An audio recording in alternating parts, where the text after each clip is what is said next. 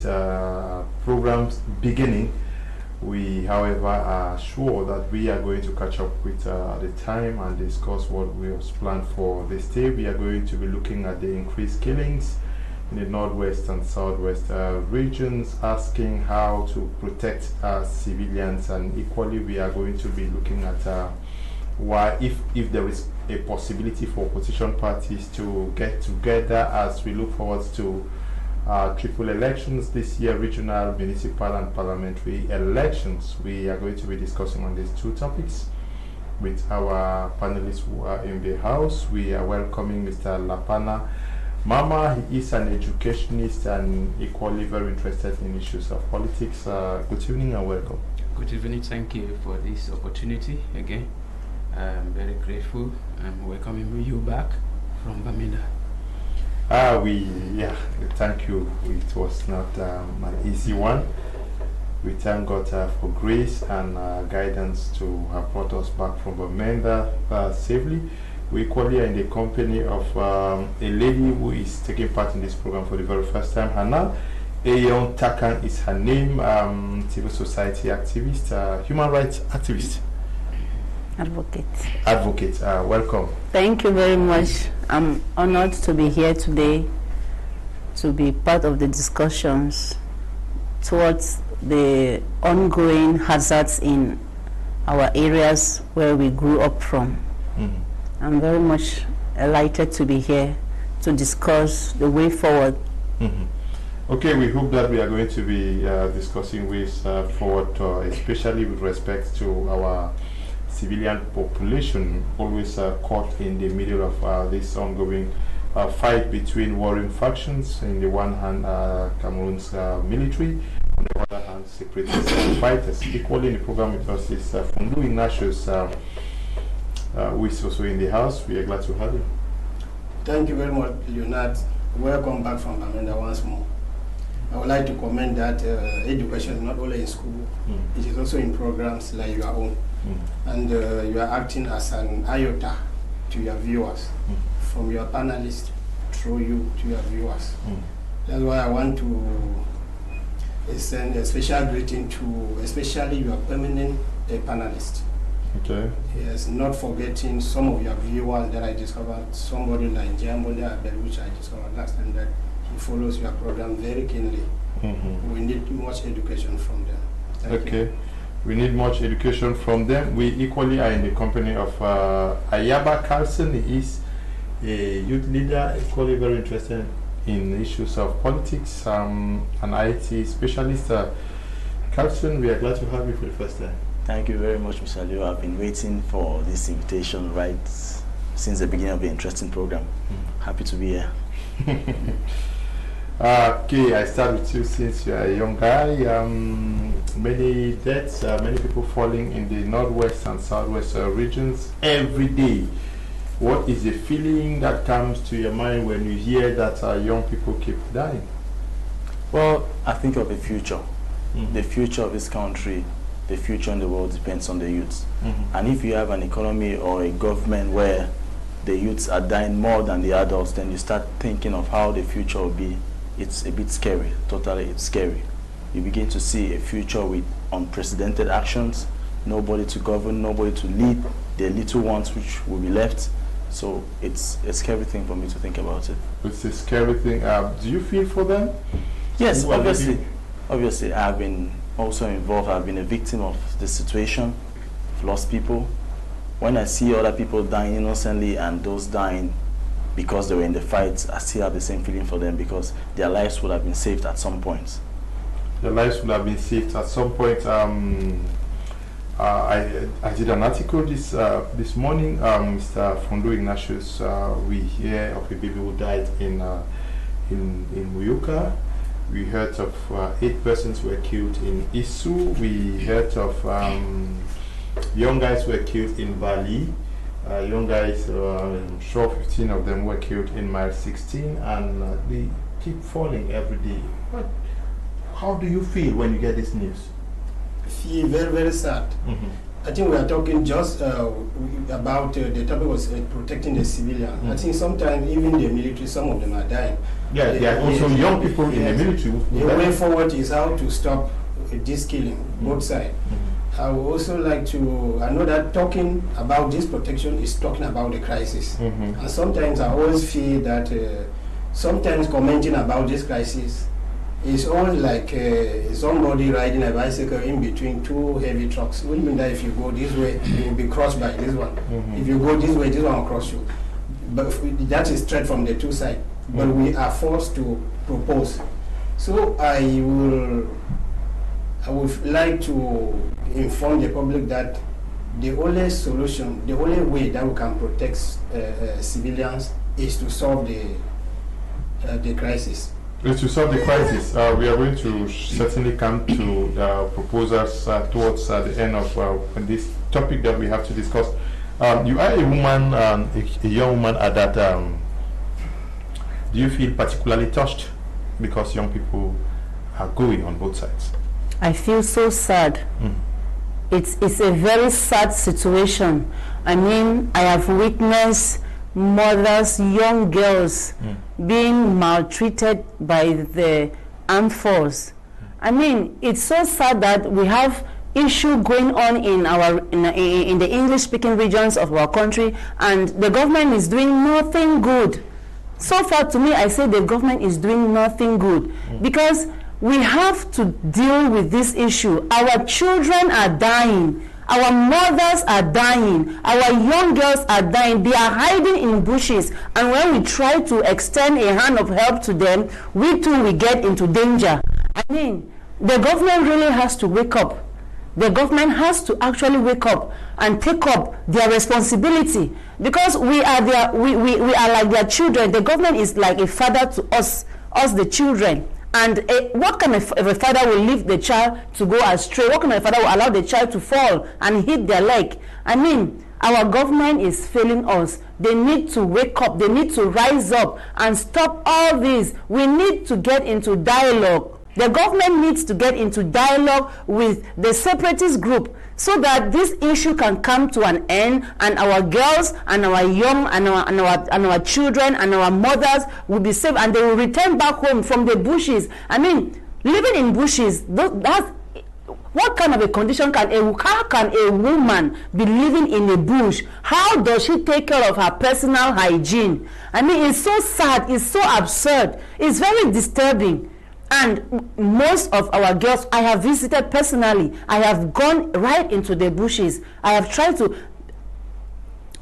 extend a hand through others as well to donate certain items to our girls and our young girls and our mothers who are in the bushes.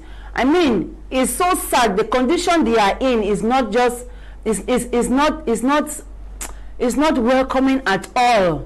Even to cry is more than you sit and you look at the environment where they are. It's so dishumiliating. Okay, it's so humiliating. Lapana, increased killings in the northwest and southwest region. How do we secure the civilians? International convention seems not to be respected at this level, because on both sides civilians are paying a very, very huge price. Meanwhile, there are international conventions that actually define how wars are supposed to be fought. With the issue in our regions, the first thing I have to say is I am very, I'm very angry with what is going on in the regions, because these are two elephants fighting, and then I can say the two elephants are playing, and then the grass, the one suffering. Every day, people you are looking up to, the youth to take over the leadership tomorrow, we are seeing them going every day, without any pity from Busa, the Amber boys, or the leaders of the Amazonia and the government. What I'm saying is, it is moving toward the end, and it is just for us to turn ourselves and look up to God, and forget about all we are talking about the international intervention, what we are looking up to should be our own struggle to end the crisis. Because when I study look at all what is happening in Cameroon, in our regions, I'm just picturing but the children of Israel, and then the only solution is to go to God, ask for prayer. So you have the feeling that the population is caught between two factions that seems not to have the interest of the people, because no, but the government will tell you that they cannot imagine a second losing an inch of Cameroon's national territory. On the other side, people say we are fighting to protect our land. Yes, what I said, the both side, the Ambazonian leaders, the government, they don't have any little interest. What they are fighting for is their personal interest. And then I would say it clear that they are fighting, because if this struggle was for all Anglophones, maybe we all could have been informed from the beginning for us to be educated on what they are fighting for. Many people that they have killed today because of they call them blacklegs, they are not aware of what they were fighting, the agenda of the leaders of the Amazonia. They program everything abroad. They send it on the paper or through air, social media for us to take it. The government on this part is the father, as is saying here, is the father to everybody. And then your children, the child will come up and say, I want to separate from the family. And then you see the necessary, that is not okay for the child to leave the family. The only thing you have to do is ask the child what is the problem. Then meet the need of the child, and then to stop that habit. If you want to separate the child, yes, do it in a way. The government is very stubborn, and from the beginning I said the government of Cameroon is the most stubborn government that I have ever seen, the most wicked in the whole Africa, that cannot be compared to anyone. Because you cannot send the military. The military will go, and then they will be they are aware, because this thing has been happening for 3 years. And then they are aware for 3 years that the Amber Boys, they don't have anything that is identifying them. And then the Amber Boys, these are the strategies that are using. They will come and hide and do something, and immediately reaching there, they will not be there. Why, if you reach there and they are not there, you are aware that they are no more there? Why burning down houses? Why killing those that you have seen? So I said the two elephants. Okay. Their time is already moving to an end. Carson, do you also have the impression that two elephants are fighting and the grass is suffering? We are talking about civilians who are caught in a web of a fight between two giants. Yes, I have a view that two elephants are fighting, but I'll look at it more in this way. Okay. Where this elephant has his house, this other elephant has his house, and there's a common battleground, but they decide to come and fight in the house of one person, thereby causing more casualties in the house of one person. Why don't they go to a neutral ground and fight, should in case if they want to fight? That would be possible. So for me, I think to stop this increased killings, the first thing is that the separatists have to stop shooting. Because to my opinion, to the best of my knowledge, they have been the ones recently provoking the military to retaliate. If the separatists can stop shooting, or if they can identify themselves, making sure that when the military wants to retaliate, they retaliate directly with the separatists, fine for the rest of the civilians. But since the separatists are not being identified, it causes a general retaliation from the military to attack just anybody they feel can be a separatist. And I understand the military's point of view from that perspective, because they want to keep the national integrity, and they claim they will do everything at whatever cost to be able to keep the national integrity. Okay, the fighting in quarters, how do we avoid fighting in the quarters? Because seemingly many more civilian casualties are being occasioned by the fact that there is no clear battleground where, like you said, the military and the separatists can confront themselves. So either the military or the fighters find themselves fighting within the quarters, and we know that many children are falling, mothers are falling, because of what is usually called stray bullets. The only way to avoid fighting in quarters is to send information to them. Because at this juncture, we know there are the two sides. Nobody seems to be listening to proposals that came from Cameroonians. We continue informing them that the Amber fighters, when attacking the military, they themselves should be conscious of identify where to attack, not so that the civilians should not suffer the cost. So I want to see again, as somebody, Rapana said, that two elephants. in terms of tooth elephant, it also, there are people from behind that give courage for the fighting to take. When you follow media, the words that come out of our mouth, we the Cameroonians, is the one that make it. I don't see an encouraging word to the fighters to be thinking of how to end the war. Then on the side of the government, I would like to also say that the government is stubborn, just like Mr. Lapana said. You will notice that this crisis has been for 3 years. In a normal government, I've never seen any authority dismissed, sacked since 2016, in which we have been seeing what the authorities are doing. Hate speech. Then you see, it would mean that the government does not have concern in what is happening. But I want to end by giving a way forward. I don't know what a way forward. We are going to come to that. My issue is how safe is it to be fighting in quarters? When you go to my 16, you find fighting inside the quarters. You go, I'm sure, in Muya, in Kumba, and in other places. Meanwhile, it becomes very difficult not for a stray bullet to get at somebody. It's very traumatizing. It's actually very, very traumatizing, because there's so much fear with us, the civilians. Because I remember I was in Munya one time, and there was shooting from two different locations. I mean, right in the house, you're so afraid, you're so traumatized. You can't stand up, you can't even stoop, even lying on the floor. You are still not. You're still like frightened. I mean, we really have to. Our government has to. They have to take up their mantle. Like Christ said, they have to take up their mantle. They have to take up their mantle in resolving this issue. Because we, the civilians, we are tired of this issue. We are tired of losing our parents, our brothers, and our sisters. Why bring the fighting in the quarters in the first place? Because the government has not been able to listen, to give a listening ear to the separatists so far. To my greatest understanding. Yeah, but why should separatists themselves attack within the town? They know that the separatists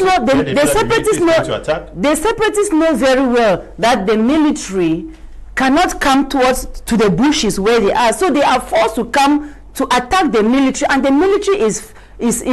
They are found that their base is amongst the city, amongst the militaries are in their camps. They are in the military in the camps. Yeah. Right in Munya. Why not go and attack them in their camps?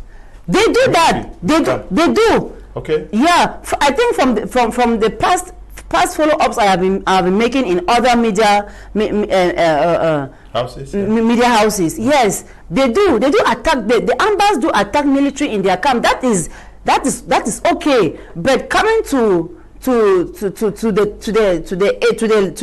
our maybe our quarters, I mean, they are coming after the military, but the civilians are caught up in between, because the military is also in the quarters. That is what is provoking them, the Amber boys, to come to the quarters. You have to draw more light to our point. I think when this crisis started, the Amber boys were more in the bushes, and the military confronted them in the bush. And I can remember the military was at a terrible loss, because they could not master how the rural environments where the Amber boys had an upper hand. So which made the military to retreat to town. I think it's just a thought. I think it's possible. Since the Amber boys in the bushes could not more see the military to fight against, they had to move to town. Okay, that is what you are saying. But movement from Buea to Kumba has become very risky. From Kumba to Manfi is equally very risky, because the routes are very hostile.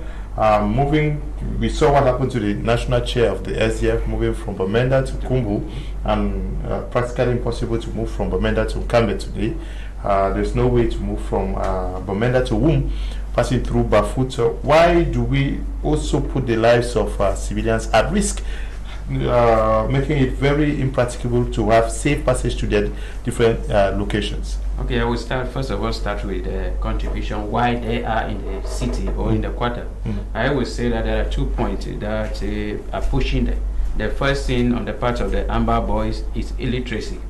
They don't know why they are fighting. And then most of them, you would look at them and you ask them questions, you discover that they are just guys that maybe very frustrated in the quarters. They have just gathered and they lack the education as fighting is concerned. And then the military on their own part, they are not professional. Because if they were professional, they could have maybe knows the ways in which they would take and push the Amber boys out of the quarters into the battleground. Which each time anything happened, you discover that these two items are contributing. Because the Amber boys, they don't know, they have just called them from nowhere and say, okay, you come and take a gun, and then we are going. And then each time they want to exercise their power, and then they don't know that they have to do that in a battleground. So they have to come in a quarter where the population will be shouting and say, they have done something today, they have done something today. Those are the things that are encouraging them. So I pray that God should educate and pour wisdom upon them. Yeah, let's talk about the risky nature of and then the risky nature of traveling and moving. It is also because of all those issues that I've mentioned. Because I don't know why they will allow us, they were saying, the battleground and then come and settle about on the highway. First point is stealing. Stealing is contributing a lot in it because they have to stop and they control it. Only 500 francs, 70-seater bus is how much? That is already 35,000 francs that they will have. And then they have the right to take anything because they are holding a gun. And then those that maybe left the village, they have never seen an Anglophone, they are opportune to take it so easily. And then they are opportune. You see somebody like a chairman of the Social Democratic Front, that a little boy, guys that are not educated, will take him far away. And they question him and then do so whatsoever they wish. Those things are giving them powers, and then they can only take those people on the way. Like you travel to Bamenda. There is no way they can come to Douala and take you. It's only on the way, so they will stand there. And then I'm saying that those are not strategies to fight. If they study other countries that have been fighting for freedom, they support, they protect their civilians, and then they fight in the places. They identify themselves. Because if I don't blame the army shooting, maybe people, boys or young boys in our regions, because if I'm an army, and then my life is at risk, somebody will come here, maybe do some kind of shooting here, and then disappear and fall into the population. Run the other way. We are standing here, we don't know what's happened. And then the military will just come and meet us. See us, they don't even know whether we are Amber boys or not. They are also afraid to die. And then they will just start to defend themselves. So Amber guys should identify themselves. If they want to fight for freedom, they should look for a battleground, remain there, and then whatsoever they want to do, they should do it there. And then the military comes to attack them there, they should fight. And then struggling, running into the bush, not running into the city. Issue of safe passage, medicine is hard to find. Basic needs, salt, rice, water, and other issues are becoming very, very scarce and very expensive in the villages because the routes are rendered so dangerous and risky. Well, I think it's a win-win situation or no-win situation for both parties, both the civilians and the separatists. If the separatists have to block these basic communities from reaching these areas, it doesn't only put the population at a suffering point, it also puts them at a suffering point. So let them go ahead and continue, and let's see how long this can continue. Okay, but it's not good because it's not good. What I'm saying is not good. What I'm saying is not good. They suffer also from it. It's not like the civilians also suffer from it. Both of them suffer from it. So no, but to some point, what if the literature that comes is made away with by the separatists who can stop their camps and have everything that they need, but the villagers are suffering because the basic commodities cannot get to the respective destinations. The separatists, as Labana said from there, first of all, they need money. Okay. Some of them are uneducated. And then, on basic commodities, you need that those guys, there are people who escape from traveling into the interior because they already fear of being confronted by the Amber Boys. So the business people fear their life from going into the interior. From the experience that I had when I traveled, those guys, their objectives on the road, there are certain commodities also that they don't like. They consider them as they call Republic products. So they want to ban them from going into their territory without considering the negative consequences. Those are one of their objectives. And then another idea is that but we saw videos where these supposed contraband products were confiscated by these guys and are consumed by them. They are hungry. They need money. That control me. They need money. They are hungry. Those things are passing. They themselves need it, so they need to have food to eat, because most of them are not staying in their different homes. They have camps where they cook their food. So I was trying to say that this Amber guys, sometimes their control also means that to them they consider that there are some of us from from that zone who are like betrayers. So their control. Another reason is they want to be sure that the person passing there should not be somebody that will betray them. So that's why some of us, as I travel to the village, when you reach into your own village, you become you are like a stranger in your own village. So those are some of the reasons. But the problem is that their objectives are giving negative consequences. That's what they don't know. It is giving negative consequences to the civilian. And then I want to end by commenting on the other point that we ended up, that the military should be professional. I have a brother who is a politician, who is a policeman, who said that in the night, when chiefs are somewhere breaking, when the police come, in the night you always hear pa pa pa pa pa. You hear po po. When you hear the sound of the gun that shoot, and it does not shoot faster, it is the police, because they are professional. Then thieves will just be shooting without control and running away. I'm trying to compare this situation between the Amber and the Army. The Army are professional. They are supposed to be shooting, showing their professionalism. But unfortunately, they themselves have become unprofessional. If you come into a village where you see those guys will be running away, you come and see like a planned house, you shoot into the house indiscriminately. I'm even sure that that's one of the things that has happened before this young baby was, maybe the baby was even shot on the bed. The soldiers should be professional.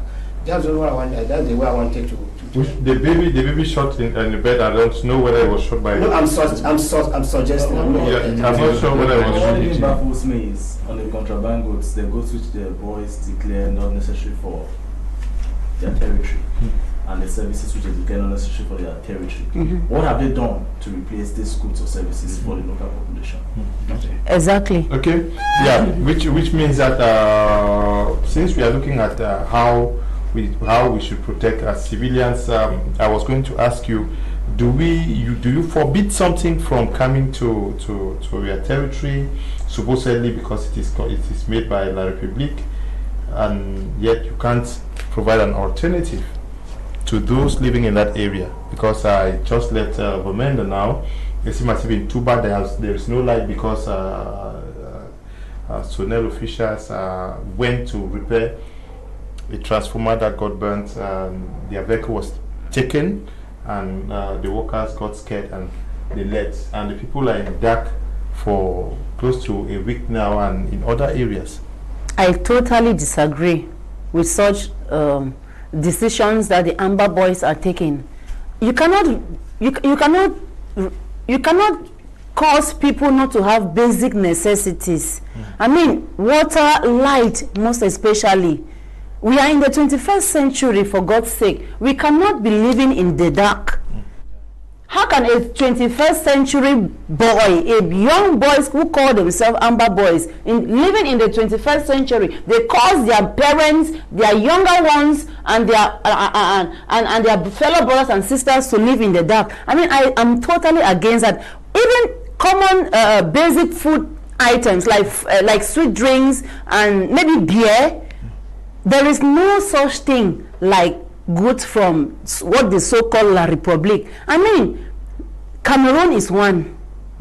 Whether they like it or not, Cameroon is one. Cameroon will remain one. It's not by depriving certain food companies from selling their products in the north and southwest regions that will cause the north and southwest region to be independent.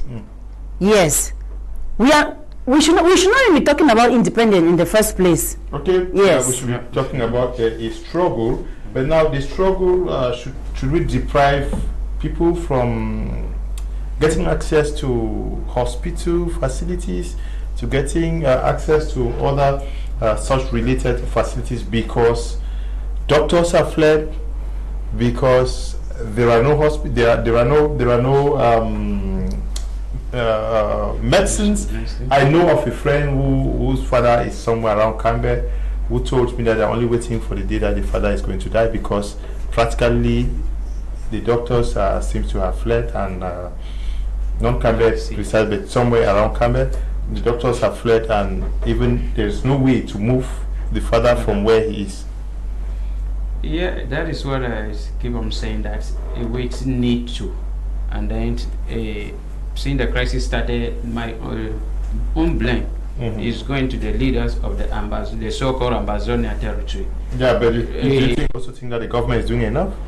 Yeah, no, I'm talking this point. I want to answer because all what is happening, like we were talking about the basic commodity, you discover that they refuse such things to enter. I don't believe that they will never be the country without import and export. I don't believe there will ever be the country like that. And then if they are saying that they cannot produce everything, and then going into the hospital, that is what I say.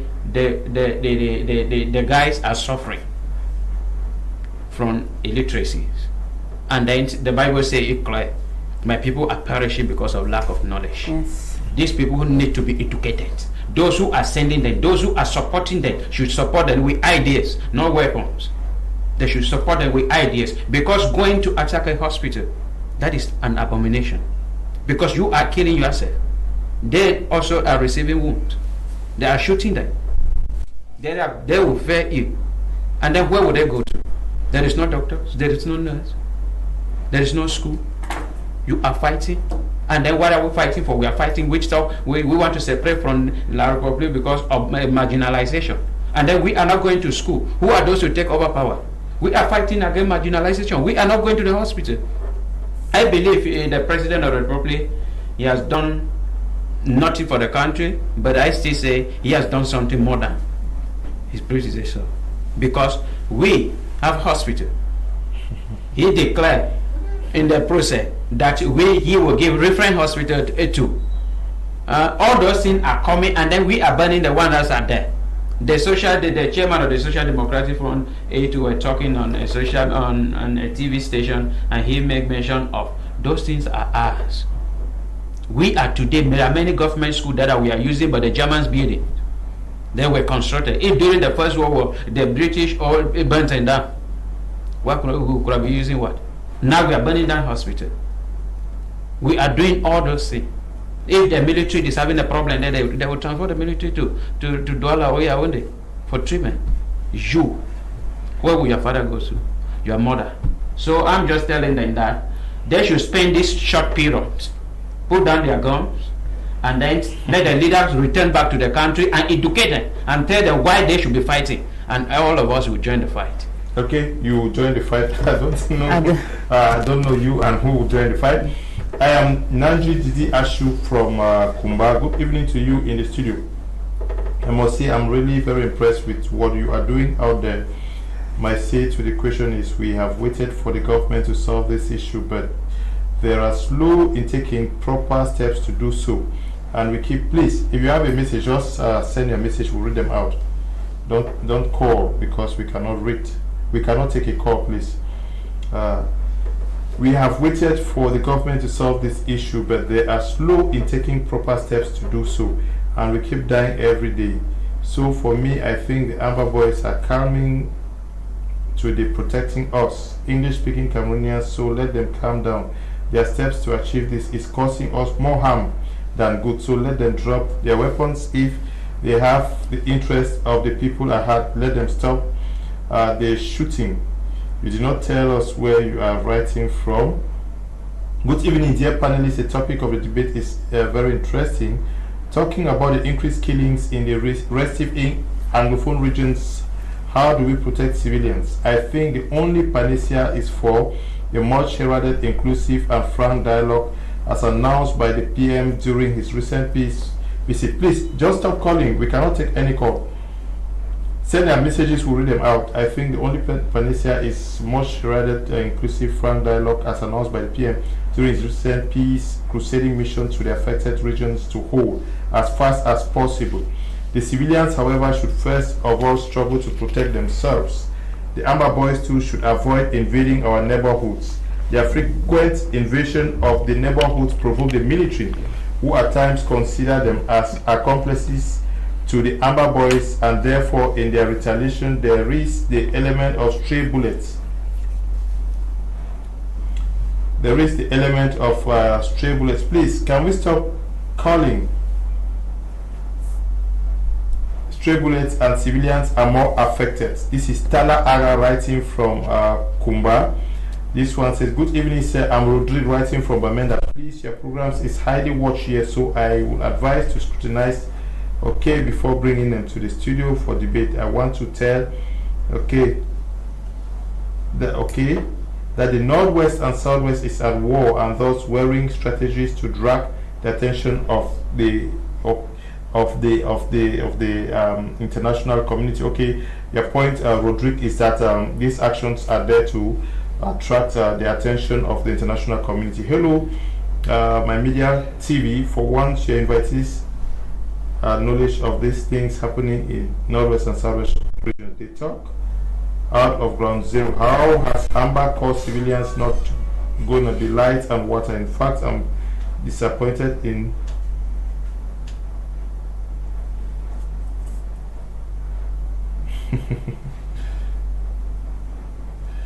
okay, Kange John, your point is gotten. We should also understand that positions may differ, Mr. Kange George. It's time for the news. We are going to, okay, they tell me that we should continue for now. This one says, this killing of innocent civilians day and night is due to the fact that the president don't want to end the war and follow the roadmap. This is Di Niro writing from Italy. We cannot take a call.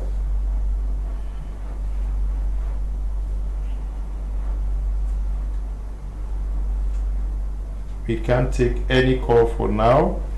Let me take this one.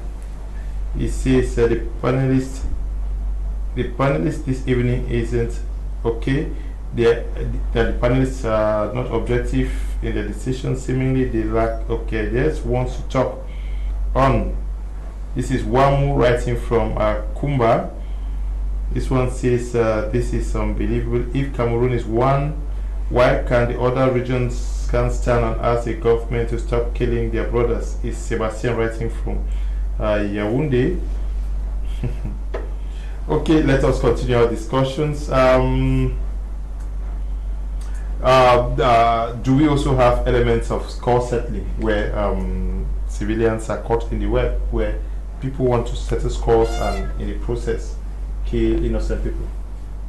Definitely, because there is this aspect of the natural feeling of retaliation. For example, somebody who lost his or her family member to within crossfire against it, and the person was told the military is responsible. The natural reaction for that person is to have bias or hate against the military, thereby pushing the person to pick up arms and going against the military. Somebody else will become victim again in crossfire, and the process starts all over. Another person, out of retaliation, will either be fighting against the military or against the Amber Boys. So it's like an infinite loop. So I would like to draw my attention to one of the SMSs talking about objectivity. How else should we be objective when I'm talking about what I know, what I see, where I come from? These boys, like recently in Bamenda, as we were talking earlier, the Amber Boys confronted the military and ran away. The natural retaliation for the military was to go to the village and do rampant shooting, of which 8 people were caught within the crossfire. Who was the genesis of this problem? The Amber Boys.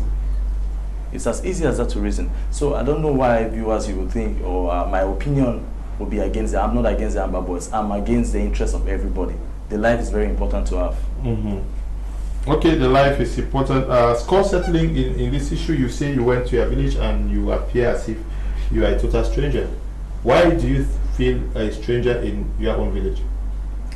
No, what happened in the village, what you are saying, settling cost, you will notice that not even as a general interest, there are guys, people can have, there are people in the Amber who maybe must have been having a problem with somebody, maybe in the village, something like that. They will pass through the Amber Boys and that person is picked up and taken to their camps. So that's on the side of the Amber. Then it generally, I will support the idea he just said from here. There are also people who join on both sides from the Amber. There are people who join because when you go there, I learned that there is a woman of above 40 there who happened to have joined those things just because of maybe the family member she has lost. Then on the side of the military, there are this military that should indiscriminately like it. There are military who lost their family members, and then when he is sent on mission with the anger, he goes there with the personal anger, then he destroys more than the other. But what I want to say is that as time goes, this revenge will continue. Because as we are talking here right now, Leonard, if you happen to, as we are talking here right here, if you happen to hear that your whole family has been wiped off in the village, just like an incident that happened in my village in Tiben, but where a tutor, wife, children, mother-in-law that were in there were all killed. If you happen to receive that type of a message, you will not be the very person you are talking now. Your character will change. So let us do something that will avoid people from being involved into this kind of situation. Because what you have said, Leonard, is true. Now there is transfer aggression on both sides. Okay. Right. That's the way I see it. Good evening to you guys in the studio. I love your program. Please, can you tell that we do not call for war? Nobody burns houses, and I also wish to ask my sister, nobody burning houses, but the La Republique military are the ones burning houses. Please, this is Ayang writing from Bamenda. Hello, it's Mary, the woman of family member have been shot. You should have been an Amber woman. You invited need to okay. I'm sure.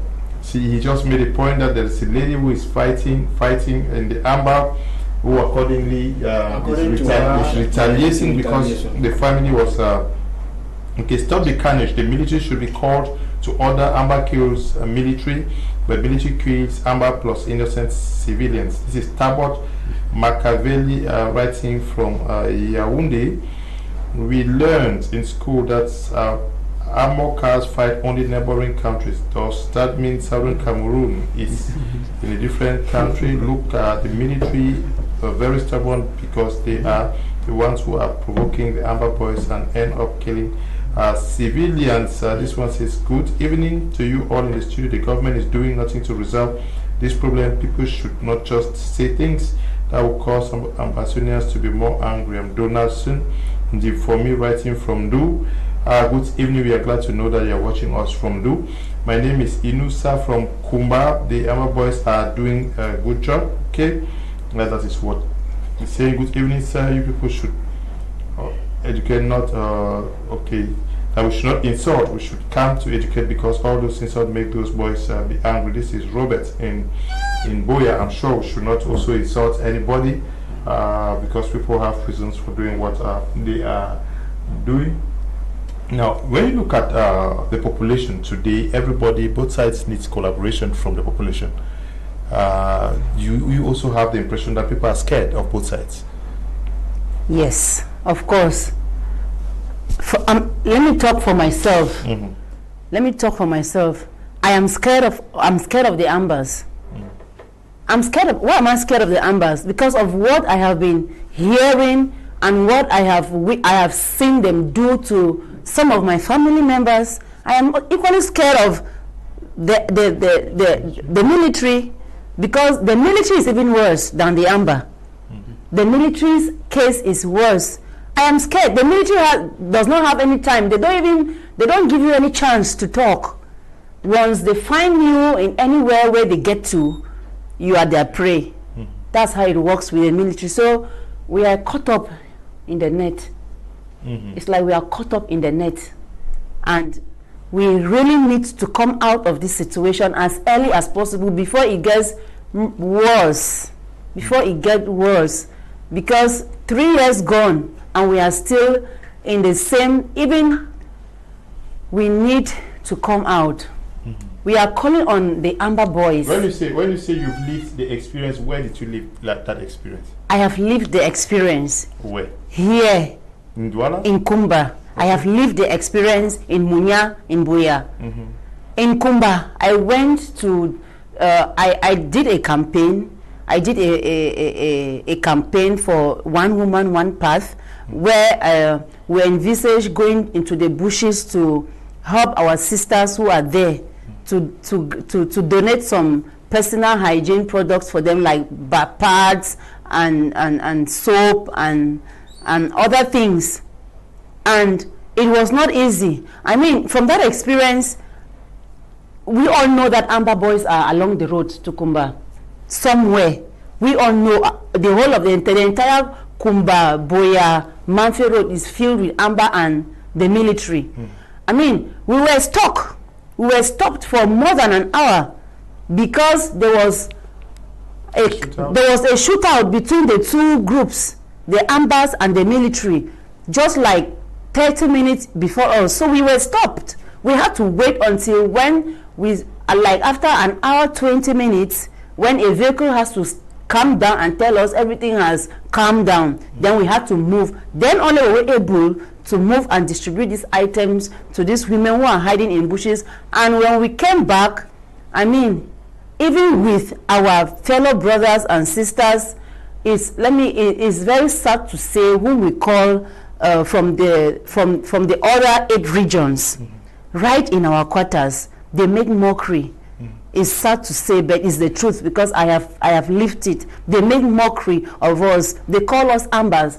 Whether you are you are for the separatist motion or not, you are referred to as an Amber. Yes, and I mean, we just feel like we are lonely. We don't have anywhere. We can't run to the military because, of course, the military is out there to fight against what the Ambers are trying to do, and we can't equally run to the Ambers because it will be like promoting them to do more harm. Yes, we cannot do that. So we are caught up. Yeah, what explains this? She's giving an experience she lives in Kumba. To note that she's working with most of these IDPs out there, so she's not talking from the blue, she's talking what she has lived. What would explain the fact that women, children are not comfortable to be confident that either party can aptly protect them? Well, it is obvious that they would not develop such a confidence toward any of them. One of the main reasons is because they have seen the atrocity of the military, and then they have also seen that of the Amber Boys, in which many of them have names like No Pity, meaning in any case before then there is no pity. So, and then they have been doing some terrible things that everybody maybe would testify that when you have been taken, like the video that we just circulated just recent on social media, a guy that was being burnt with papers, punished. They will just burn papers and say, "Oh, he's burning on you." Those kind of video, when they send it out, is to threaten the population that these are the kind of treatment if you do this, if you do that, if you do this. And then most of the issue is when the villagers look at it, they discover that they are not punishing these people because of maybe they have made proper investigation to discover this man is a blackleg. They came, and many of us can testify that many of our brothers are complaining about hatred. It's inside, jealousy is inside, and then all kind of issue. People are settling their problems through that. And then when they take you and then they look at the kind of treatment the population will be afraid.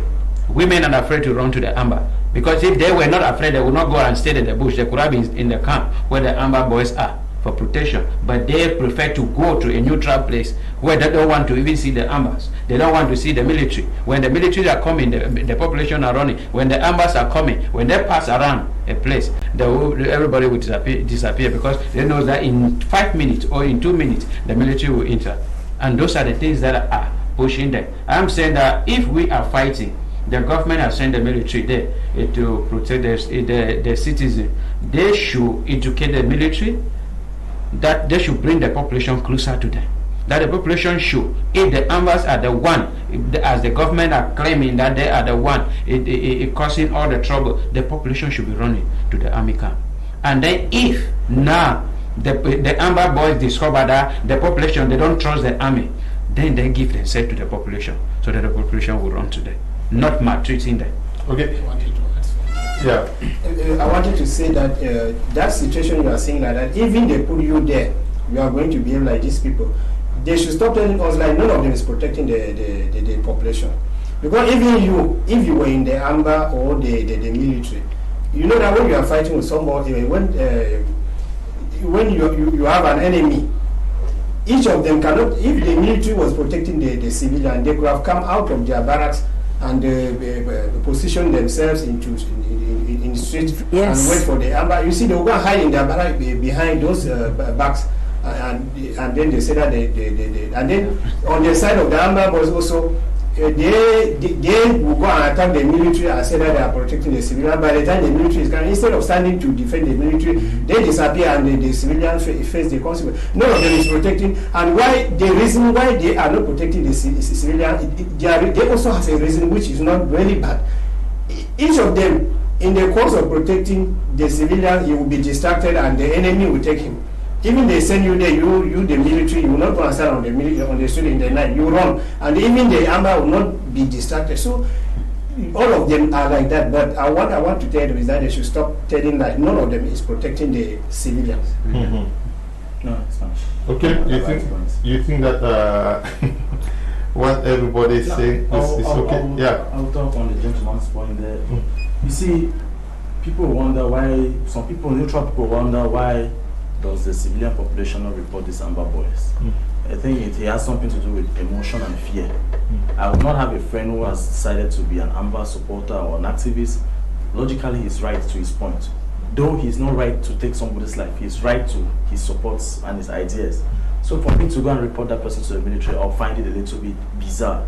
Now, how will we protect the civilians? How do we stop this killing? The first thing is that there must be a ceasefire. But the problem about ceasefire is ceasefire is not enough. If they cease fire, for how long? If the amber decides to do that, we don't want to shoot. The military decides that we don't want to shoot. For how long will that be? We don't have that because the amber have not yet disclosed their program.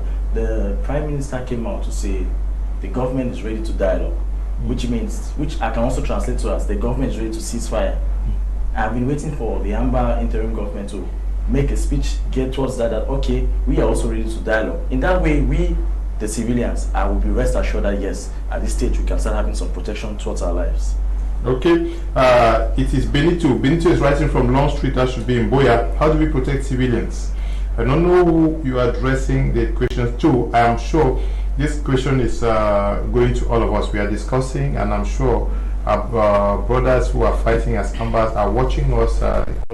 The military is watching us, so whatever we are discussing here is in the interest of the population. You, Benito, who is writing from Long Street in Boya, you equally have a responsibility to protecting the civilians, because the protection starts with the individual. We start by protecting ourselves before anybody can protect us. I do not know who you are addressing the question to, because those responsible civilians and property protection are the ones bringing death and destruction to our doorsteps.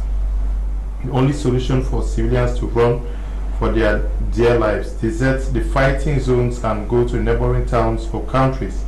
I'm sure that is why we have many IDPs in Douala and Yaoundé.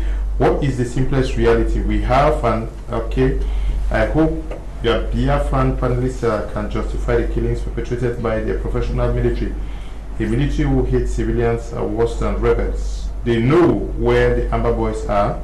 They should go there and stop flexing their muscles with harmless civilians. Good evening. Good evening to you too. Great show. There should be diverse views, but I think the panelists must refrain from provocative statements. Such statements are not different from the hateful comments made by the government officials. This is Ayon Bless, who is writing from Yaoundé. Good evening, Leo. The Amber Boys are not fighting. They are only defending their harmless parents, brothers and sisters from indiscriminate killing by the professional and harmless military. Chere is writing from Kumba.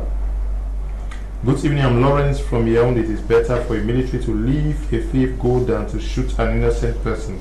For me, the government can't win a war militarily. They should think of a different way. Okay, this one says, good evening to everybody in the studio. Is the military burning the villages and hospitals, and is this same military they are killing civilians? What kind of education do you want to give to Amber Boys that can't be given to military? Please let the government stop this game, solve the problems, because we talk more and do little. This is Pierre. Pierre is writing from Bafoussam, chief town of the West region. This one says, my name is Inusa from Kumba. The Amber Boys are doing their job.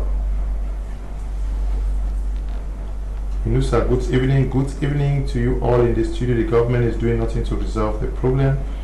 People should not just say things that will cause the guys to be angry. Okay.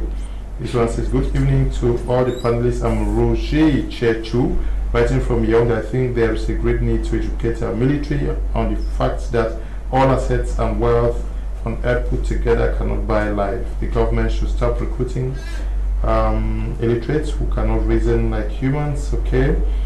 This one says, in war nobody is there to protect people. You should be careful for yourself. Robert in Boya, I really like your program. Thank you, Robert. Sydney writing from Kumbasi. The Amber Boys are not maltreating the population. The Amber Boys fish out betrayers of the southern Cameroon struggle. This one said the population is with Amber in the bush, so Amber Boys is more safe than military devils. Watching Yaoundé. It's Mary. Mary, good evening. Good evening to you in the studio. My opinion to this discussion is that let the illiterate Amber guys drop their weapons because they are the ones aggravating the problem of killings. Bafoot, for example, is an Amber zone, and the Amber guys are doing nothing to protect the civilians, because when they show up to attack the military, they don't fight to their last blood, as they say. Rather, they attack and run into the bushes, leaving the civilians at the detriment of the military shootouts. This is Chair Nelson writing from Bafoot. Good evening, Mr. Leo, and to all your panelists. I'm called Andy from Moliko Boya. The government has all what it takes to end the violence, but they lack the willpower to do so. Some of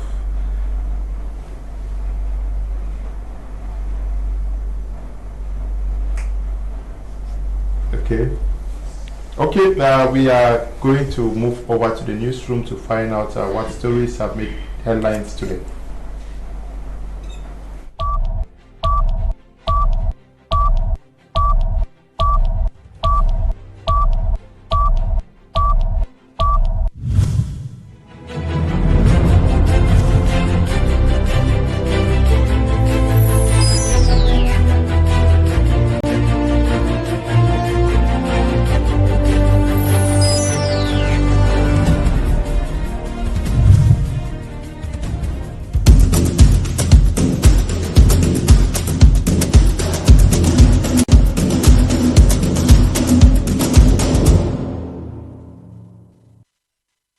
Swecom and its partner ABS Africa this Monday, May 27, 2019, organized a satellite video solution forum at Aqua Palace, Douala. According to the managing director of ABS Africa, Mr. Flavien Bachabi, the forum was more or less an opportunity for ABS to commune with its customers and discover more services offered. We are here today for the joint ABS Welcome Summit. with all the SOECOM end users and potential clients. SOECOM has been using ABS for many years now to uplink all the TV channels they have been aggregating. We want to discuss with the clients, the end users, the best ways to proceed to help them grow, because if those end users grow, SOECOM will grow. And if SOECOM grows, ABS will grow as well. ABS offers all satellite services not only in Africa, but in all parts of the world, as it is the 5th satellite company in the world. Presentations on video solutions were made by different resource persons from SOECOM and ABS. At the end of the day, participants like this woman went home satisfied. Je suis très ravie de connaître que les Africains font aussi des grands exploits. Le responsable de ABS a donné des explications et il nous a fait comprendre que les Africains aiment dormir. Alors l'Africain, c'est quelqu'un qui ne veut pas prendre le risque. Alors lui, il a pris le risque et il s'est levé et il est le responsable de ABS. Et pendant qu'il était en train de dérouler son propos, j'étais tellement attentive, j'étais en train d'écouter et j'ai compris que le satellite qui est en train de couvrir SOECOM, ce n'est pas n'importe quel satellite et ce n'est pas n'importe quelle entreprise, parce qu'ils sont 5e. Il nous a montré toutes les preuves. Donc ça m'a encouragé à poser d'ailleurs des questions. The Sales Director for West and Central Africa, Mr. Columbus Ekenko Ponjok, has this to say. The main objective, first of all, is to reassure their end customers they are working with a good partner, and to tell the end customers that we can collaborate together with SOECOM or a partner like SOECOM and give them a very viable solution that can help them to increase their audience, that can help them to reach the whole of sub-Saharan Africa in just one click.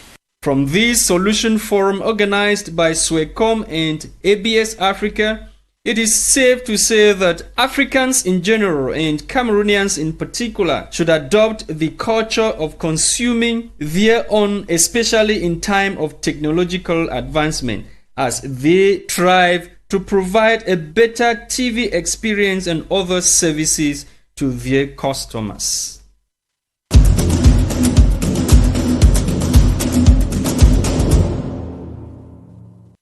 A total of 10 schools have participated in this year's maiden edition of the Junior Primary School National Spelling Bee Competition. The Spelling Bee, which is aimed at ameliorating the level of English language on spellers, sharpen their public speaking skills, and build team spirit among the candidates, was under the watchful eyes of the principal officer at the U.S. Embassy in Douala. I'm very impressed by every aspect of this program. I congratulate all the schools in Cameroon for doing this. I think it's a great opportunity for students to learn. I think it's a great opportunity for them to have a chance to excel, to learn how to work hard and enjoy it at the same time. I congratulate all the parents, the coaches, the schools, everyone who put a lot of work into it, because it is such an opportunity for the students. The 30 spellers held their teachers, parents, and classmates spellbound with their incredible English language know-how. Though a very challenging intellectual exercise, the speller from Dewey International Primary School for Applied Sciences came out champion. My secret is to breathe in and to breathe out, stay calm and relaxed, and retain the letters in your head to spell correctly. I had mentors at school who drilled me at the end of school, and once I come to school, Miss Tala drilled me to spell at least 10 words. Then at home, my family helped. The organizers of the National Spelling Bee competition expressed delight after a successful organization. Basically, it's to help students to ameliorate the level of English language, to help them to learn interpersonal skills, to learn team spirit, and to learn public speaking skills. Now, in addition to that, to learn how to spell English language vocabulary and become better communicators. The next rendezvous of the National Spelling Bee has been booked for 2020.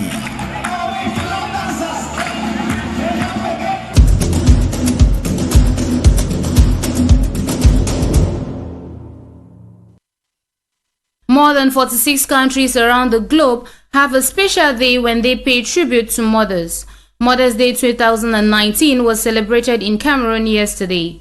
Just like in other countries in the world, it is an opportunity to show love and appreciation to all mothers for the sacrifice they have made for their generations. Mothering Day started in 1914 in honor of mothers by Anna Jarvis. The modern holiday of Mother's Day was first celebrated when Anna Jarvis held a memorial for her mother at St. Andrew's Methodist Church. These traditions spread and was later organized in other areas of the world, not exempting Cameroon.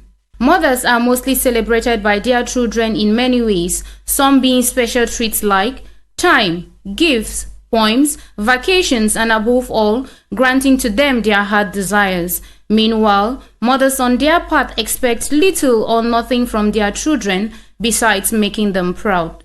Added to their multitasking nature, they carry the responsibility of running their homes and possibly the country. At a time where the Anglophone crisis has eaten deep into the system, a possible remedy to the situation is a rally for mothers to press for peace with their cry. Happy Mother's Day.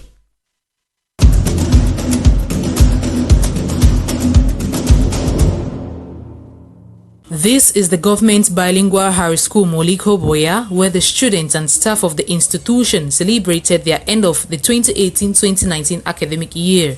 The ceremony saw the donation of awards to some meritorious students of the Anglophone and Francophone sectors who had proven their worth academically throughout the school year. The awards were given to students of Form 1 to Upsit and were handed by the principal of the college, Madame Cecilia Lyonga. Relaying to the press, the principal called on all students to be of good moral behavior and assist their parents while at home during the holiday period. What I have to tell them is that they are going on holidays, they should take care of themselves and they should assist their parents back at home and do not forget to continue learning because there is a continuous exercise. To the students of the examination class who will commence their examinations on Monday, she told them to muster courage, put on the armor of the Lord and put in their very best. I call on them to use their time judiciously, know when to rest, when to study, and treat well so they can make it at the end. And to the parents of those who are in examination classes, I'm appealing to them, but all the same word to them, appealing to them to make sure they see the children very well during this period and take care of their health so they can write their exams in serene atmosphere. All hands on deck, the ball has been set rolling and everything has been put in place for the successful commencement of the examinations.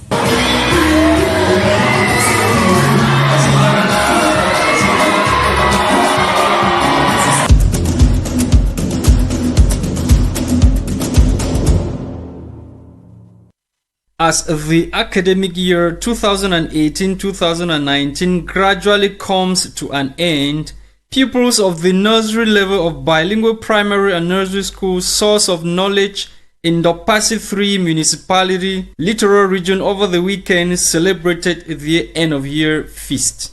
After 9 months of intense activities, the kids are finally on holidays. To the head teacher of the school, the pupils have not wasted the 9 months. Today is a very big day for us because our kids of nursery are going for holiday. It is the end of the year. We are so proud today because the children have demonstrated us that since the whole year we are not come here to lose our time.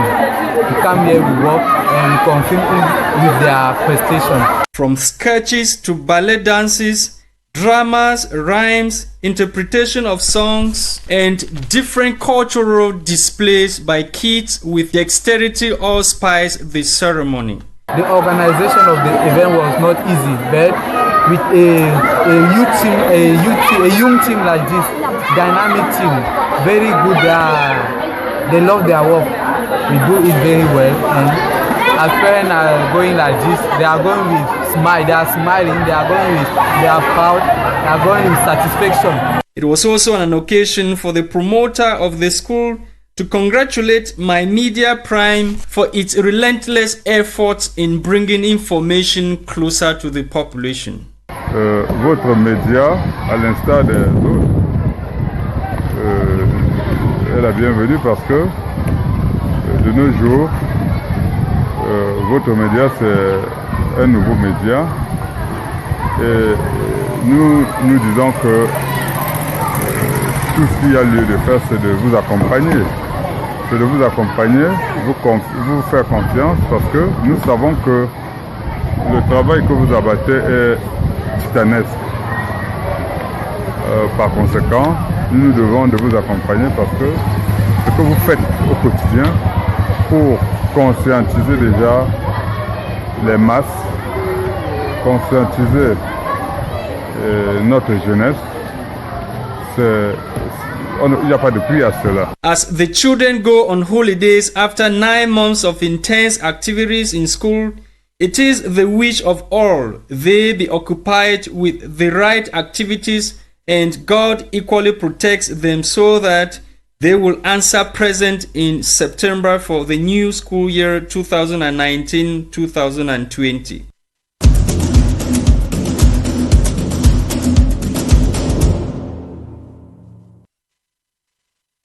The economic sector of Cameroon, which is the backbone of every country, has been facing some challenges in the quality control domain.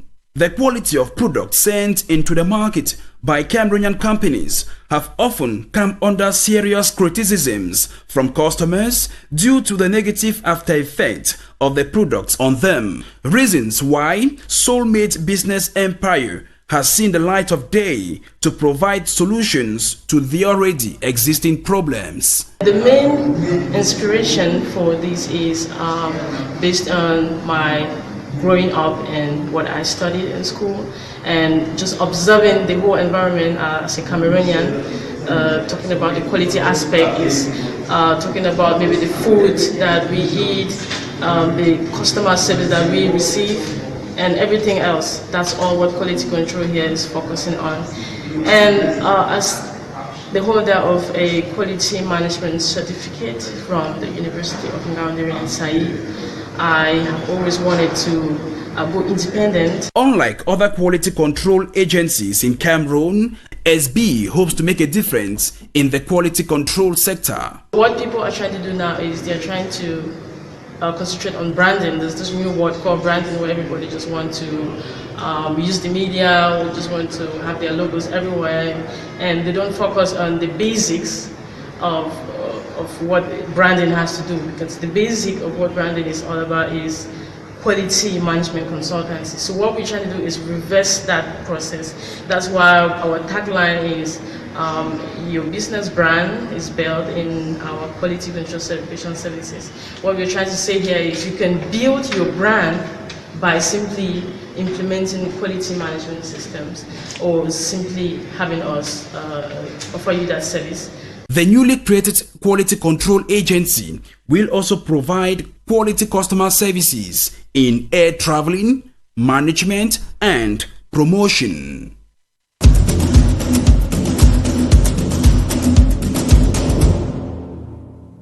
Organized at the Cultural Center in Boya, a seminar to build up young actors and actresses in the movie industry in Cameroon has been held recently. The 3-day workshop was graced with the presence of the Regional Delegate of Culture, Madame Grace Ewang, who said the initiative is a wonderful one as training is the key which leads to professionalism so as to enable them to deliver the best. So for me, it's a very good initiative to empower them and put them in the film market.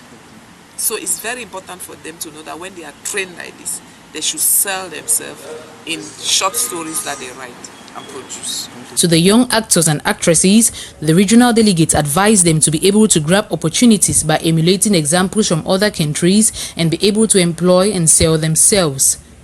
I told all those who are here that it's not just about waiting. When they train them as actors, it's not about waiting only waiting for people to employ them. They can emulate what we see in other countries. They can form themselves into teams and produce short stories of 3 minutes, 5 minutes that can be sold in TV houses online. It means that they can employ themselves after this training that they are going through. The organizer of the workshop, Prince Sube, who doubles as an actor and a vixen, says the initiative was based on impacting lives and not to destroy. Actually, this session, what actually motivated me to come up with this workshop, it's because reason number one, based on my experience in the field. Reason number two, I am one person that always want to see people grow. I always want to see people.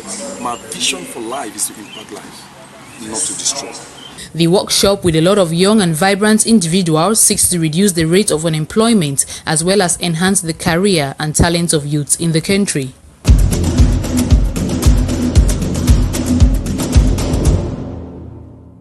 Candidates of the 2018-2019 General Certificates of Education and Baccalaureate examinations in Limbe municipality have joined their peers nationwide for the 2019 examination sessions. Before the start of the exams at 8:30 a.m., candidates went through thorough search from the examiners to make sure that no pre-prepared material is found on them. Meanwhile, others were busy searching for their names in the sitting register.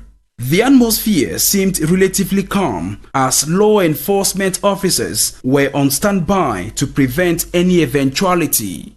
Some top educational stakeholders in Limbe were on a routine check to the centers to evaluate the effective kickstart of the examinations. After writing Economics Paper 1 and 2 for both GCE Ordinary and Advanced levels, Geology for Advanced level, Philosophy and Computer Sciences at the Baccalaureate, some candidates left the hall satisfied. It was not bad. We actually tried our best to leave it in the hands of God.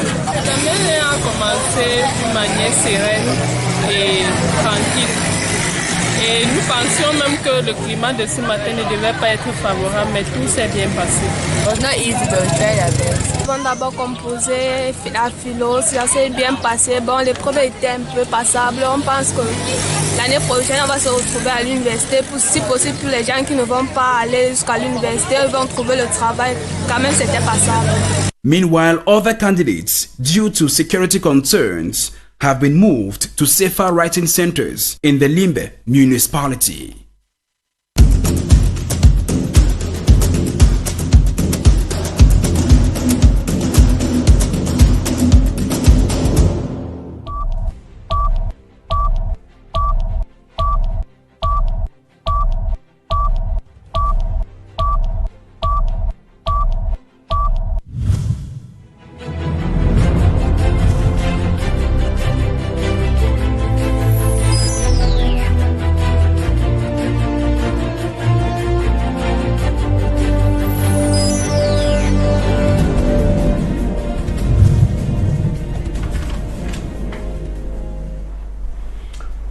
Welcome back. You're watching Prime Hour on My Media Prime. We are going to stay with the news room to find out what the paper had for its readers today.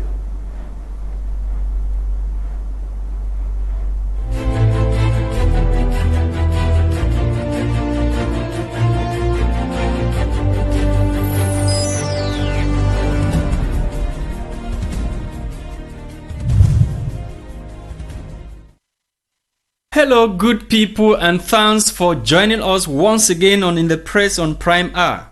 On what is making news today in Cameroon, we begin with the Star newspaper. The Star newspaper focuses on the Anglophone crisis in Cameroon. The paper says despite Bia's dialogue call, it's bloodbath in Northwest and Southwest regions. According to the Star, Northwest governor issues second communique in less than 8 days, calling for an investigation into the killings and destruction of property in the region. After beheading of teacher in Bamenda, 9 killed in Esu, 7 in Bali, and houses equally burned down. As debate continues on the murder of 4-month-old baby in Moyoka, 6 youth shot dead in Chang in Manyu Division, southwest region of Cameroon. We move on to the Post newspaper. The Post revisits the cabinet meeting of the month of May, chaired by Prime Minister Chief Dr. Joseph Diongute. The Post captions, PM hit at unruly ministers denounces cacophony in government. On to this other news story, which says Aya recounts May 26th ruthless killing of 2 civilians in Boya, southwest region of Cameroon. Yaoundé Douala motorway to be delivered by 2020, according to the Post newspaper. Still in the Post newspaper, gunmen have kidnapped candidate as GCE begins across the national territory. On to the Sun newspaper. The Sun headlines, civil administrators flood city councils. According to the Sun newspaper, presidential decrees appoint divisional officers to most of the 14 city councils in Cameroon. To these other headlines still in the Sun newspaper, Ministry of Housing and Urban Development presents Pioneer Statistical Yearbook to partners. Honorables Enwe and Mbile propose 3-month renewable violence cessation to dialogue.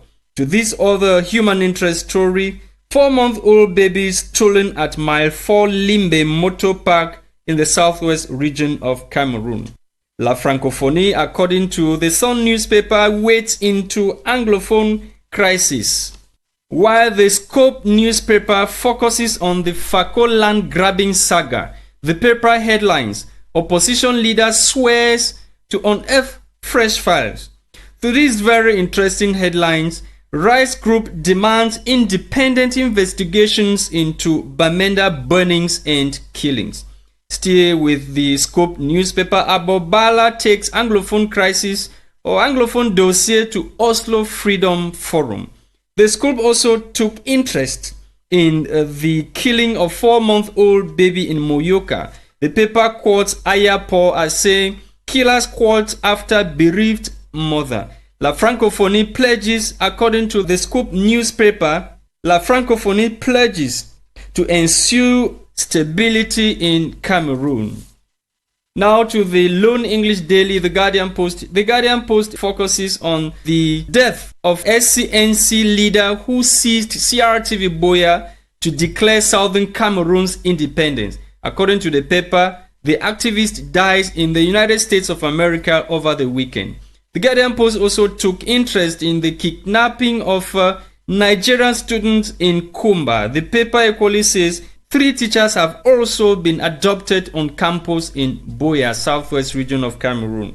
Defense Minister Joseph Beti Asomo hails soldiers for maintaining peace and territorial integrity in the Grand North of Cameroon. To this human interest story, 6 members of the same family shot dead in Bali last week. Still with the Guardian Post, 4 nurses jailed for death of toddler in Garwa Hospital. We now take you to Mutation newspaper. Mutation this day focuses on the recent visit of Defense Minister to the Grand North to assess the security situation over there. Details of the minister's visit on page 5 of today's edition of Mutation newspaper. While Le du Sahel says 2 persons have been assassinated in Limbe in Garwa. The paper also reports on the trouble at the FSNC political party of Issa Chiruma Bakari. La Voix du Centre on its part revisit the Ezeka train accident. The paper is asking this day, où est passée la dotation de Paul Biya? 3 years after President Biya dispersed money meant for victims of the sad incident at Ezeka, La Voix du Centre says many of the victims are yet to receive the money disbursed by President Paul Biya and are threatening to take to the streets if their money is not given as fast as possible. That does it for In the Press on Prime Hour. Stay with Kum Leonard for the rest of the discussions.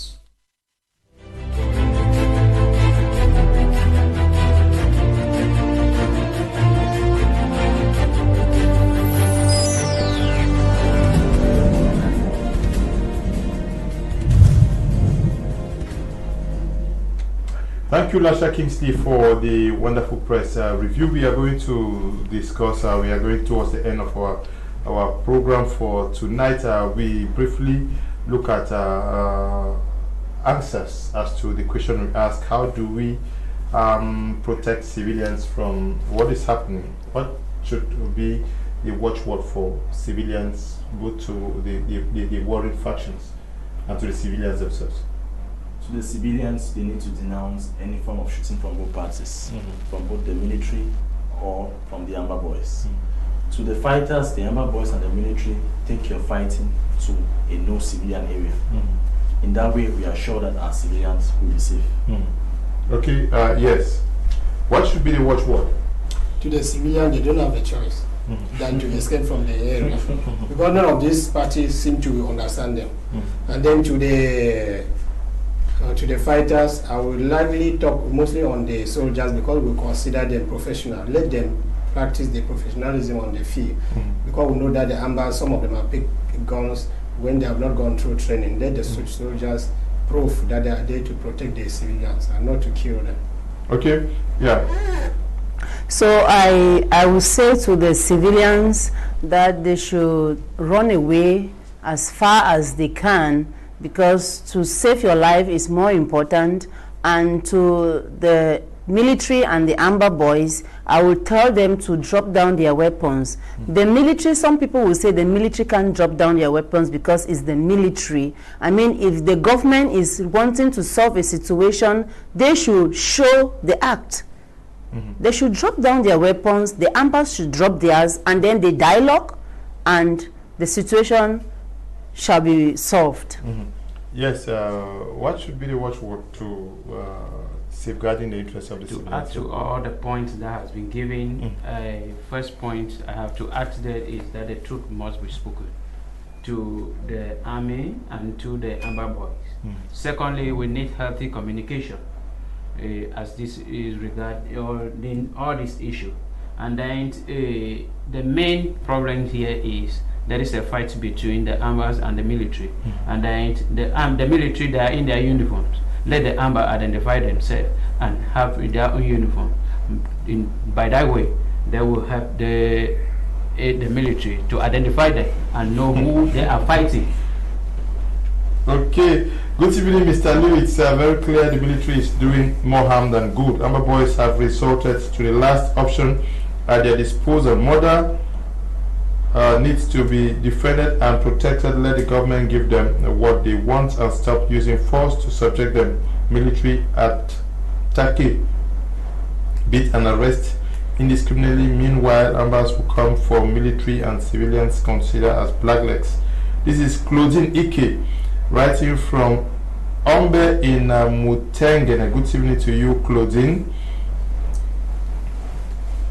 This one says the only way to protect civilians is to stop the war. This is Raphael, writing from Limbe. Hi panel, it's a complicated scenario we find ourselves in. The separatist fighters know where the military are, other than burning people's properties and kidnapping civilians, then disappear to thin air. Why not face the military man to man? The military on their part should check, recheck and counter-check info as pro rather than kill civilians unnecessarily. This is Ebai, writing from Boya. Good evening to you all there. By my own point of view, the Amber Boys are friendly, but the truth is that violation of human rights is the talk of the day caused by the military. If not of the Amber Boy, the military would have killed all the civilians in Northwest and Southwest, and the government should give. Okay, this is Steve Embassy, writing from Cape Town. Good evening to all in the studio. Please, I think it's time we join our hearts and pray to God, asking for the grace of peace and forget blaming the Amber or the government, because all the blames would bring any peace. Rather, the innocent grass will keep perishing while the elephants fight their fights. This is Maimo Leslie, writing from Yaoundé.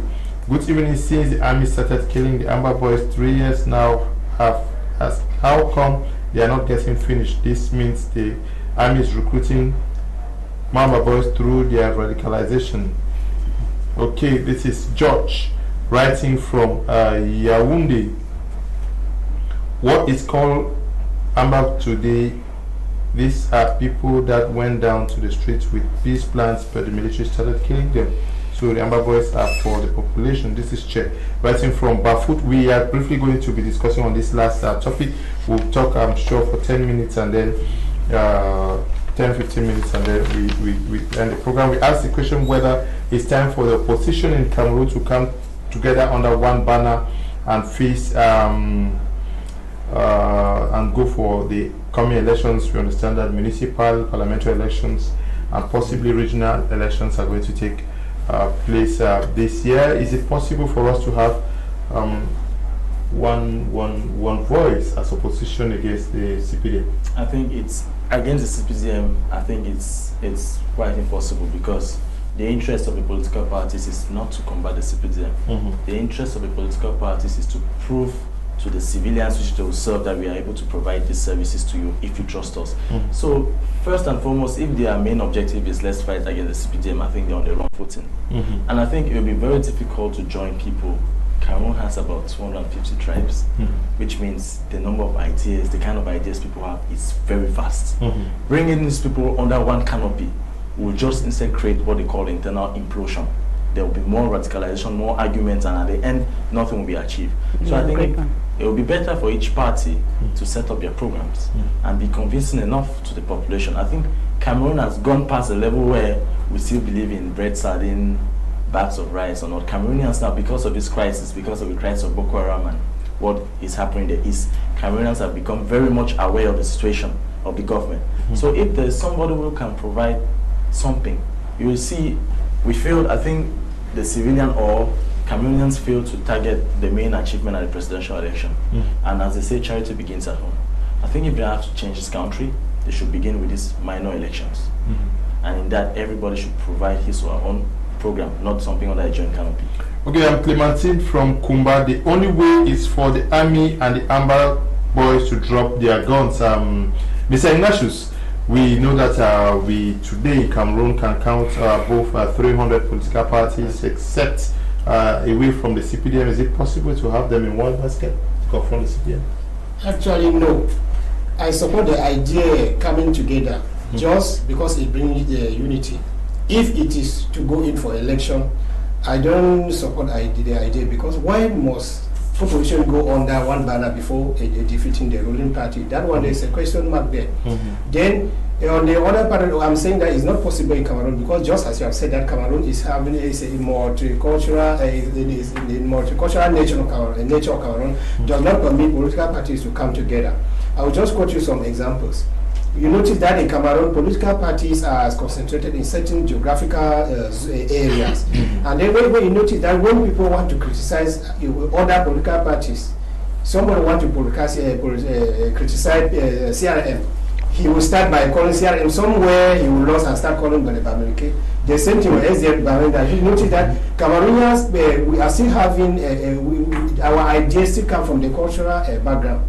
But it is not late. I wanted to say that I'm seeing Cameroon now like the Cameroon is trying now to bring mechanism that can make bring unity if only there is peace. I'm talking about the multicultural commission that was created. I call it multicultural. I don't want the other one, because that one, these are the commission that will then educate Cameroonians. That beside the many tribes, they belong to one nation. If this thing goes serious, then it can maybe educate, then we can be seeing it sometime in future.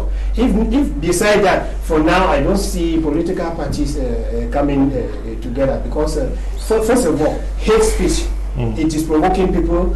And you notice that in Cameroon, we see it's only the ruling party that will see it granted in all the subdivision, because it is using the administration and the money. Beside that, it could not exist in those areas, because we still have those cultural ideas. So for now, I don't see it possible. But if it could be encouraged, then good. Yeah. Okay, if it could be encouraged, the multiculturalism commission which was created, I think there is nothing that can be achieved through that commission. Okay. Because the members of the commission are people who have not promoted multiculturalism values in Cameroon. So I don't see a possibility of that commission. We have a former Minister of Culture in in that committee? Can you tell me the achievements of that minister? Basically, nothing to culturalism. So I don't see how that commission will be able to foster unity for all the political parties. Okay. Coalition in the context of socio-political tensions in the northwest and southwest region. Do you think this is going to favor? Is it possible that parties would want to come together, knowing that some people want this issue in the northwest and southwest regions to be fixed before they even go for elections? I don't think some people will want the ongoing crisis to be fixed before they turn up to participate in the upcoming elections. The SDF they are not participating in elections if the problem is also in North South. And The SDF says so, Ayapol's party says so also. If two parties say so, we have the rest of the people. Okay. Yes. So you think that... I don't think, first of all, in the first place, greed and personal interest will not permit Cameroonians to come together for a common purpose. Yes. So, and we have moved away from what Christ asks us to do, the love of neighbor. We have moved away from it. And it is very, very impossible for other political parties to come together for a common purpose against the CPDM. It is not possible, in my opinion. Okay, look at the electoral code. Many people have the opinion that the electoral code should be fixed because as it stands to them, nobody would win the CPDM party, so there is even no need for them to coalesce. Yeah, you are just talking from my mind. Okay. I always said in many places that there is no opposition party in Cameroon because my reason is looking section 4 of the electoral code, who says that election Cameroon must be independent. Looking at the section 5 of the electoral code, talking that the members of the election Cameroon should not receive instruction from anybody, and looking at the article 12 of the electoral code, still talking about the members of the electoral of election Cameroon has to be appointed with the consultation of all the political parties present in the National Assembly. But with all these political parties, they are aware that the electoral code is not correct. It's not in their favor. But they allow all these things to happen and they are going in for election. That is why today the person I really appreciate so much is Eddie Kawala. He stood for the presidential election and said, I will not go in. First, because of the situation in Cameroon. But the power mongers went in for. And now they are turning back to destabilize the country. And then my sister here just made mention of greed. A selfish desire.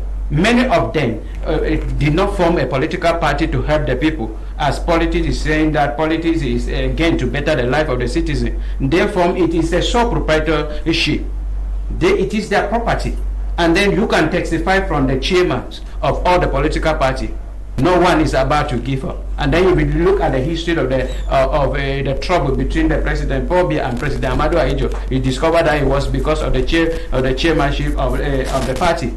And then all the political party formed by this particular person, the person want to die as and maybe giving up to. There is no way they can form a coalition in order to take away CBDN before first they don't have registered members.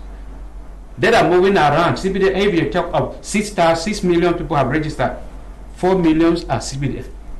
They are moving around with crowd. They are not encouraging nobody to register, except Kabbalah Limbe, who started 11 million registered voter. They are just moving around and calling. If they say, I went to one village in the south region, right inside. From there, I did not see any ballot or any poster showing any other political party. But CBD Mbia went to Marwa. That is the only place. The other opposition leader went all over Cameroon.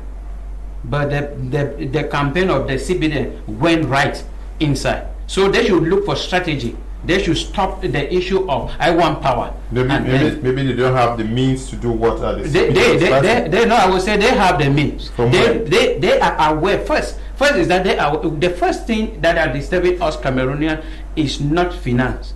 It is our mentality. How do you go into all the 10 regions, all the divisions, subdivisions, villages without means? All the 10 regions. Mbia did not send anybody to my village. Okay. When the opposition parties are waiting for during election to do their campaign, Bia did not send anybody. Did not say, well, let me explain how it is. When places are cold like this, there is no election. He will send people to go and create CBD in that, and then there are people. The president, the CBD will send. It takes financial means to go there. Wait, now like this, what will cost this? Maybe let's just say the SDA. To pay somebody, don't just say, okay, in the northwest region, will call somebody that will be the regional coordinator. The regional coordinator will create a regional coordinator. Do you think what he says holds water? Yes, what he says is absolutely correct, because the CPDM is the president's party. The CPDM has the financial and the security means to be able to deploy a campaign team to wherever region in this country. Yeah, where would you want opposition parties to get same money to do what the CPDM is doing? Say security and financial means. The security cannot support because it's a dictatorial regime. The security forces cannot want to offer support to these other political parties because they will think they are betraying their master, Paul Biya. And I think that's one of the problems which we had with the last year's presidential election. Trust me, 2 candidates rallied at the last fight, Professor Maurice Kamto and Barrister Keremuna. That was a very good point for them to tackle the CPDM, but it failed because voting was stopped in the northwest and southwest. It was prevented by the current condition, and because of that, it gave a lot of chance for the CPDM to be able to rig elections in this region. So even for the opposition parties to rally, it's not sufficient enough for them to be able to combat CPDM. The essence is, if they rally, are the people going to vote? If the people vote, fine. And for the opposition parties to rally, where they can have a drawback is, in this country, I don't know how many political parties there are, but I know for sure they are not effectively present in all local areas in this country. The reason why somebody like Limbe is asking them to coalesce so that where this other opposition party is weak, they rally so that they have representation. Should in case they coalesce and probably they pick a representative, okay, let's say this representative is from the East region, I guess they want to stand for us. And this person goes to a place like Ndop, where there's confrontation between the military and the Amber Boys, and people have already been stereotypic, and they discover that this is somebody coming from the East. What's their first reaction? This person is coming from this other side of the country, which we are claiming to divide. So it's not going to give any positive impact if they rally. Okay, good evening, Mr. Kum. It is a shame we are in this mess. When the PM came to our region, we thought a pace has been set for the long-awaited verbal dialogue. But what we see today is the entry of armored cars. All the political parties have failed us coming together. Of those making money parties is worst. This is Remy writing from Bomeda. The government should call for ceasefire. We are the ones to solve our problem. We should not depend on international organizations like UN because they are out to grow conflicts in the nation. By His Royal Highness Obanfon Junior III of the Northwest region. The Northwest is not a village. Good evening to you all in the studio. When you say the Amber Boys should identify themselves, what do you mean by that? Do you think that the military do not know where they are? Like I earlier said, the government is too tricky to enforce. The Amber Boys do not declare war, but the government did so. Government should withdraw its military and peace will reign.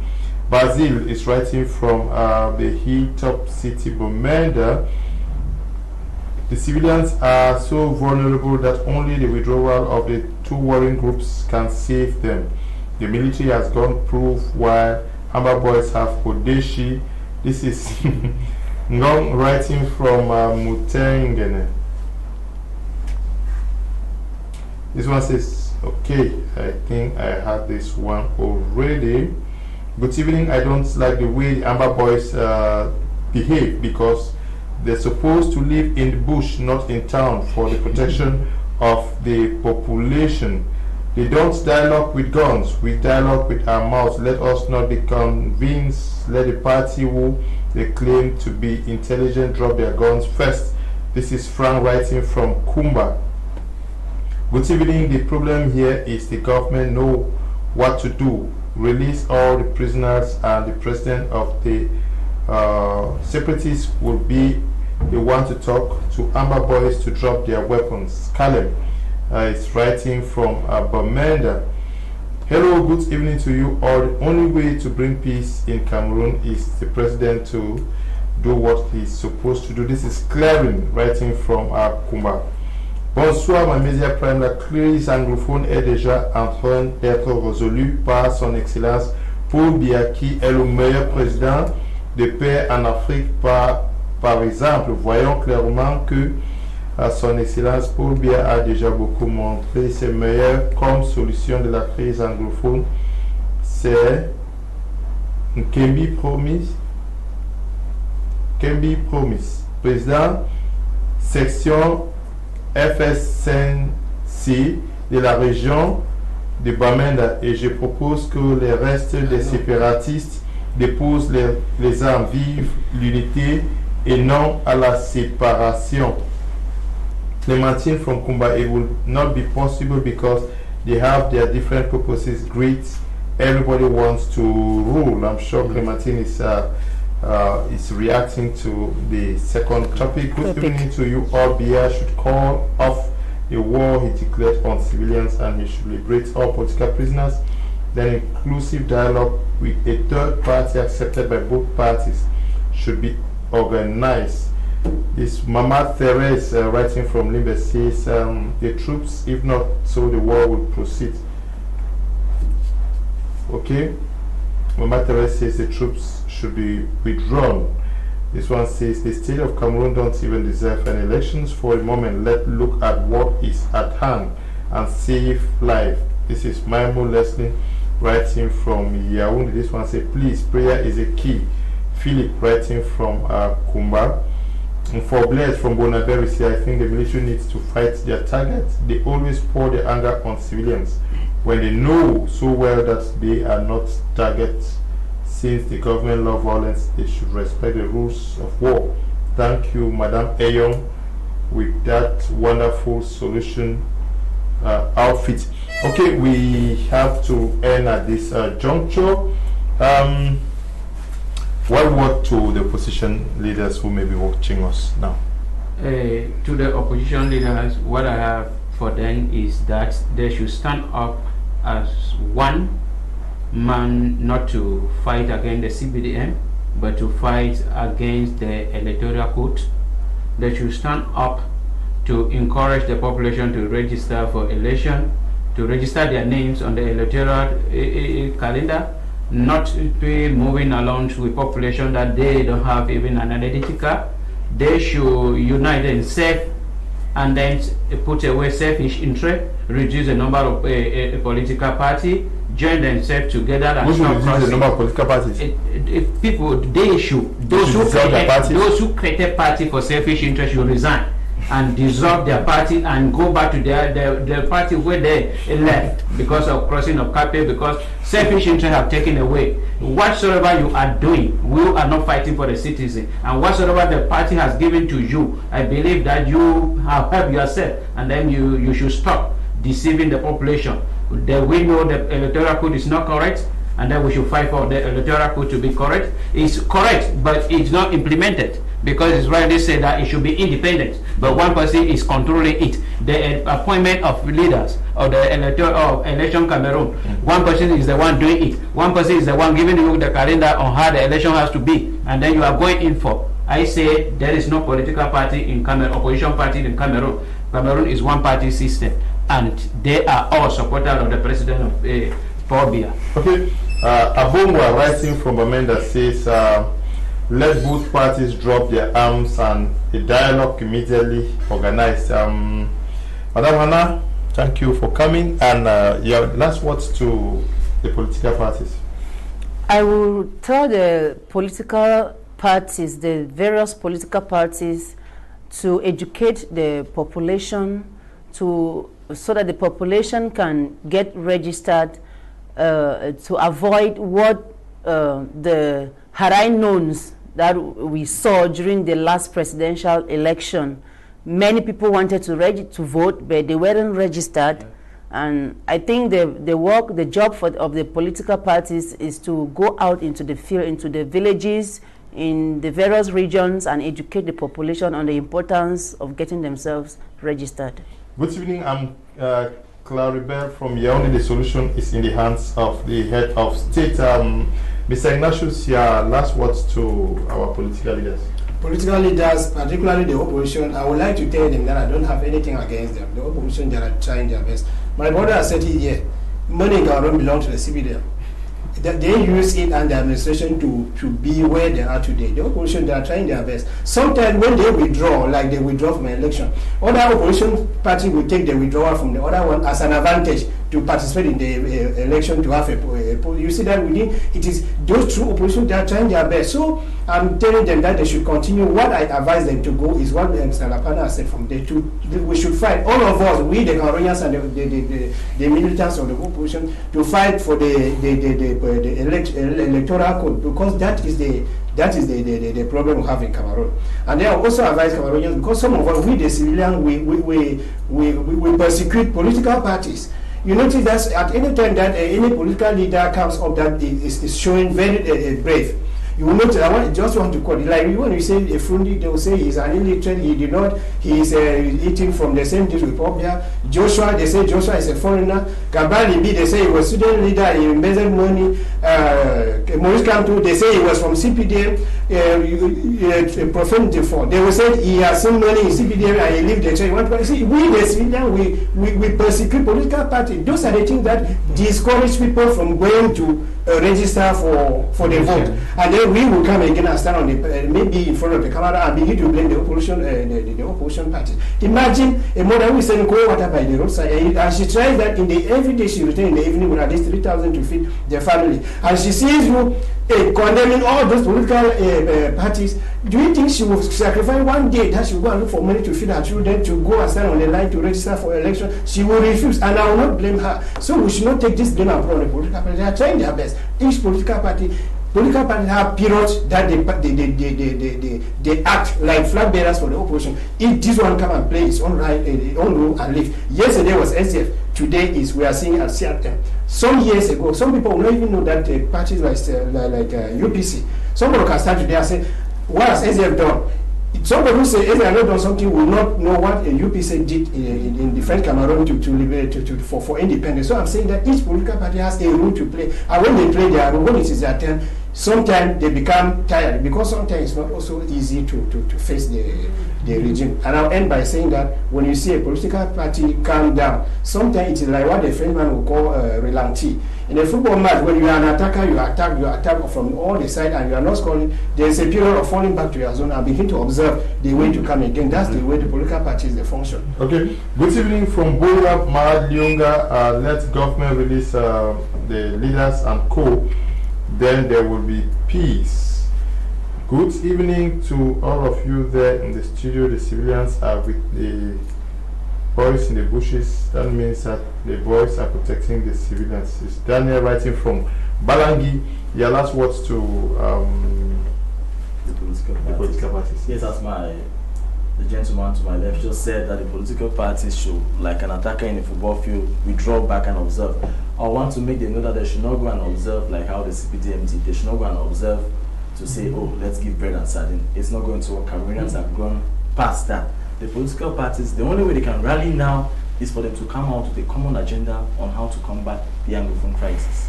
Apart from that, I believe that each of them should come out with individualistic opinions or suggestions which is going to foster development, it's going to bring good governance, and it's going to end the economic crisis in this country. Okay, we want to thank you for coming, ladies and gentlemen. We equally want to thank the production team for doing everything possible for this program to come to you live from our studios out here in Goudron-Bangui, in Douala, Cameroon's economic capital. We equally want to once again appreciate the population of Bamenda that received us. Last week we had a series of this same program that was done live from Blue Pearl Hotel in Bamenda. We want to thank all those great guys and ladies who took part in the program from Bamenda. We want to thank the management of My Media Prime that equally made it possible. It is not heavy. It is not easy. Very heavy financial cost to move the team and the delegation to Bamenda to stay for close to a week in Bamenda and to move them back to our studios. We equally want to say stay tuned to more programs on My Media Prime. Stay blessed. Bye-bye.